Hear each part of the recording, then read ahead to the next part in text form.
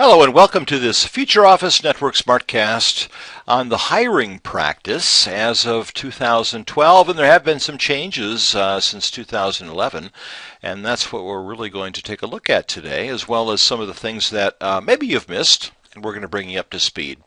Here's our agenda. We're going to start with looking at what is a good interview with a candidate. What is a good interview? We're also going to take a look at the National Labor Relations Board, some activity that they've done recently with regard to social media. The pros and cons of social media recruiting. There are ups and downs, there's risks and rewards. Considering an applicant's prior bankruptcy filing.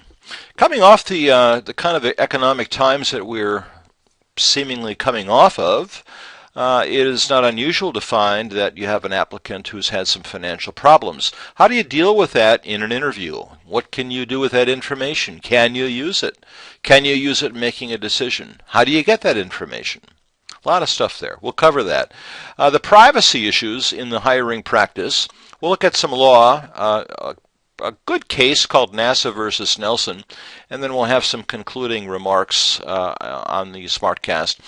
It all starts with a good interview, and that should start by the moment that the candidate walks into your office. The first thing you stick into their hands is an EEO-1 employment application. That's Equal Employment Opportunity. Why that? Why? Because it asks for certain information that a lot of other job applications would not ask for. Things like ethnicity, national origin, race. And these are the kind of things employers may feel, well, I feel uncomfortable about asking about that. But actually, the reason for that is if you're a public sector employer, well, then you have to abide by affirmative action rules. And if you're a private sector employer, which is primarily who we're probably talking to here, if you ever get a charge of discrimination under Title VII of the Civil Rights Act, 1964, and you're found to be guilty of either disparate impact or disparate treatment, intentional or unintentional discrimination, a judge may order that to right the discrimination that you undertake a period of practicing affirmative action. That's going to require that you look backwards at the kind of applicants who have wanted to come to work for you, and specifically the racial makeup, the national origin, things like that, whatever you were found to be discriminating against, and to say that, okay, well, these are the kind of people that are applying for jobs, and there's somehow a reflection, and I'm being kind of vague on this because there are some actual formulas, like the 4/5 rule, that can be applied to affirmative action type issues, to prove that you are not being discriminatory, and a court will want to do that. But the applications are going to come in handy to do that. So a little bit more than you wanted to know, but that's the deal on an EEO-1. Has the job changed since you last recruited for the position? If it has, is the job description updated? Is the job description have essential responsibilities listed? I see so many that don't. Well, there's a law out there that says if you have a job description, it must be compliant with the ADA. And what does that mean? Well, we're going to get into that. And then also review the exit interview information from the last employee, the incumbent who held the position. What does that tell you? Was it a bad fit? Was it a bad manager? Was it too much work? Was it a bad job design? There's a lot of things that go into the hiring process, and it starts with auditing what we've been doing all along.